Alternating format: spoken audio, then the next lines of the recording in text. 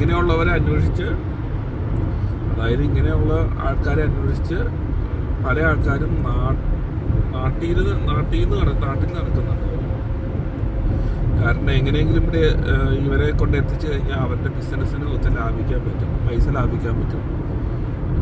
Study ആയിട്ടുള്ള employment അവർ തരും. അപ്പോൾ രണ്ടുപേർക്കും നല്ല ഗുണമാണ്. ജോലി കൊടുക്കുന്നവനും ജോലി ചെയ്യുന്നവനും ഗുണമാണ്. ഞാൻ ആദ്യമൊക്കെ ഇവിടെ വന്ന് ജോലി ചെയ്ത സമയത്ത് ഇങ്ങനെയുള്ളവരെ ഒത്തിരി പേരെ കണ്ടുപിടിയായിരുന്നു.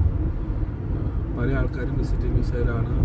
അവർക്ക് വിസിറ്റിംഗ് വിസയിലാണെങ്കിലും ജോലി ചെയ്യാനുള്ള അനുവാദം ഉണ്ടാവില്ല. ഈ വിസിറ്റിംഗ് വിസ കിട്ടുകയെന്ന് പറഞ്ഞ് തന്നെ വെച്ച് കഴിഞ്ഞാൽ ഭയങ്കര പാടാണ്. സാധാരണഗതിയിൽ പല വിസിറ്റിംഗ് വിസയുടെ ആപ്ലിക്കേഷൻ റിജക്ട് ചെയ്ത് കളയുകയോ ചെയ്യാറ്. ഫീസും കൊടുത്ത് ചെന്നൈയിലെ കോൺസുലേറ്റിൽ ഇൻ്റർവ്യൂവിന് ചെന്ന് കഴിഞ്ഞ് അവർ പറയുക ഇങ്ങനെ വിസ കിട്ടില്ല എന്ന് പറഞ്ഞ് അവർ മടക്കി വിടും. ഈ വിസിറ്റിംഗ് വിസ കിട്ടുന്നത് തന്നെ ഭയങ്കര ഭാഗ്യവും പിന്നെ ഭയങ്കര പാടാണ്.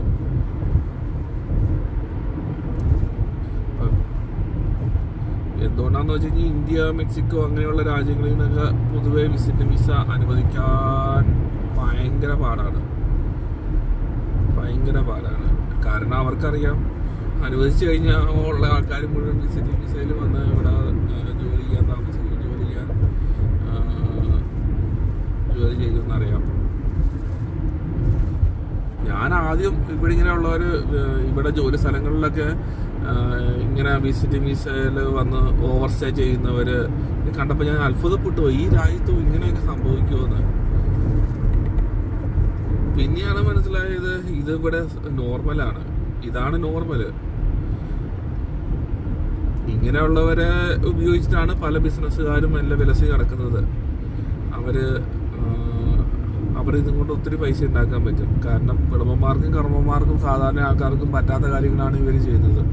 ഇപ്പോൾ വിസിറ്റിംഗ് വിസയിൽ വരുന്നമാരൊക്കെ പൊക്കിയെടുത്ത് അവരുടെ ഓരോ ഗ്യാസ് സ്റ്റേഷനിൽ കൂടെയും ഒക്കെ കൊണ്ട് നിർത്തും. എന്നിട്ട് ഇവർക്ക് തുച്ഛമായ ശമ്പളം കൊടുക്കും. ഓവർ ടൈം കൊടുക്കില്ല.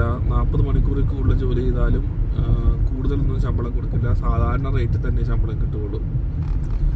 അപ്പോൾ ഇവിടെയുള്ള ഒരു ആളെ ജോലിക്ക് നിർത്തിക്കഴിഞ്ഞാൽ അവർക്ക് 40 മണിക്കൂറിൽ അവർ ജോലി ചെയ്യില്ല.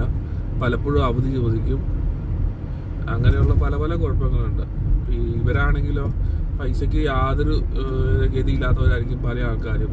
അവർക്ക് എങ്ങനെയെങ്കിലും പരമാവധി പൈസ ഉണ്ടാക്കുക, നാട്ടിലേക്ക് അയക്കുക, ഉടനെ സ്ഥലം കാലിയാക്കുക, അങ്ങനെ ഉദ്ദേശിച്ച് നടക്കുന്നവരുണ്ട്.